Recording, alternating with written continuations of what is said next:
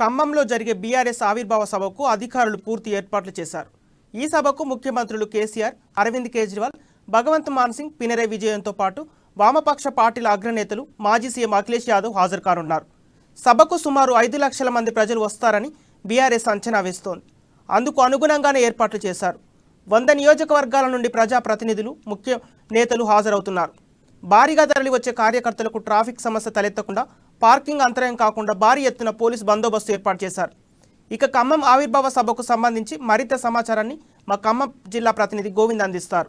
మరికొన్ని గంటల్లో ఖమ్మం నగరంలోని బీఆర్ఎస్ బహిరంగ సభ ప్రారంభంగా ఉన్నది. ఈ నేపథ్యంలో ఉమ్మడి ఖమ్మం జిల్లా వ్యాప్తంగా కూడా అనేక మంది కార్యకర్తలు కానీ, నాయకులు కానీ ఈ బహిరంగ సభకు విచ్చేస్తున్న పరిస్థితి కనిపిస్తుంది. ప్రధానంగా చూసినట్టయితే ఉమ్మడి ఖమ్మం జిల్లాలతో పాటుగా అదేవిధంగా పక్కన ఆంధ్రప్రదేశ్ కానీ, ఛత్తీస్గఢ్ నుంచి కూడా వివిధ రాష్ట్రాలతో పాటు కూడా ఖమ్మం పక్కన ప్రాంతమైన ఇటు కోదాడ కానీ, అదేవిధంగా మహబూబాబాద్ జిల్లా కానీ, వరంగల్ జిల్లా కానీ, ఇలా అనేక జిల్లాలతో పాటు దాదాపు 16 నియోజకవర్గాల నుంచి కూడా జన సమీకరణ వస్తున్న పరిస్థితి. దాదాపు 5 లక్షల మంది కూడా ఈ బహిరంగ సభకి వస్తున్నట్టు కూడా మనకు సమాచారం ఇస్తుంది. ఈ నేపథ్యంలో ఇక్కడ మాత్రం కట్టుదిట్టమైన ఏర్పాట్లు కూడా చేస్తున్న పరిస్థితి వస్తుంది. ప్రధానంగా చూసుకున్నట్టయితే ఖమ్మం నగరంలోని 5 లక్షల మంది వస్తున్న నేపథ్యంలో మాత్రం పోలీసులు దాదాపు 5,200 పోలీసులు కూడా ఇక్కడ భారీ బందోబస్తు ఏర్పాటు చేసిన పరిస్థితి వస్తుంది.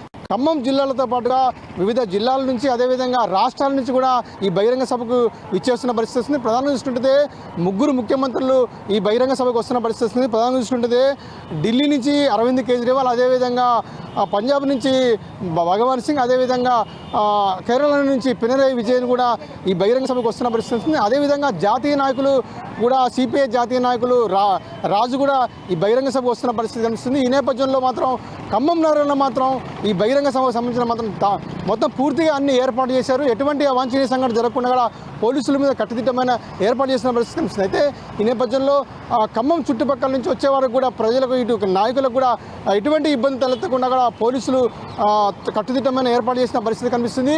అయితే ఏదైతే గత వారం రోజుల నుంచి మాత్రం ఖమ్మం నగరంలో మాత్రం ఈ భారీ బహిరంగ సభకు మాత్రం పూర్తిగా సన్నాహాలు మాత్రం చేసిన పరిస్థితి కనిపిస్తుంది. ఈ నేపథ్యంలో ఇవాళ మాత్రం చూసుకుంటే ఖమ్మం నగరంలో మాత్రం మొత్తం గులాబీమయమైన పరిస్థితి కనిపిస్తుంది. పెద్ద పెద్ద కటౌట్లు కానివ్వండి, అదేవిధంగా ఫ్లెక్సీలు కానివ్వండి, కొన్ని వేల సంఖ్యలో మాత్రం దర్శనమిస్తున్న పరిస్థితి కనిపిస్తుంది. ఈ నేపథ్యంలో ఈరోజు ఏదైతే ముఖ్యమంత్రి కేసీఆర్ నేరుగా హైదరాబాద్ నుంచి హెలికాప్టర్ బయలుదేరి మొదటగా నరసింహస్వామి గుడికి వెళ్ళి అక్కడి నుంచి పూజలు అయిన తర్వాత కూడా ఖమ్మం నేరుగా చేరుకుంటారు. దాదాపు ఖమ్మం వచ్చేసరికి మధ్యాహ్నం 2 గంటల సమయం పడుతుంది. ఈ నేపథ్యంలో మొదటగా ఖమ్మం వచ్చిన నేపథ్యంలో ఖమ్మం నగరంలోని సమీకృత కలెక్టర్ కార్యాలయాన్ని ప్రారంభించిన అనంతరం కూడా అక్కడి నుంచి నేరుగా బహిరంగ సభకు వెళ్తారు. బహిరంగ సభ వెళ్ళిన నేపథ్యంలో మాత్రం అక్కడ బహిరంగ సభలో మాత్రం ఏం చర్చిస్తారనేది మాత్రం ఇప్పుడు ప్రజల్లో మాత్రం ఆసక్తి నెలకొన్న పరిస్థితి కనిపిస్తుంది. ఏదైనప్పుడు కూడా ఉమ్మడి ఖమ్మం జిల్లాలో మాత్రం మొట్టమొదటిసారిగా ఇది భారీ బహిరంగ సభ అవ్వచ్చు.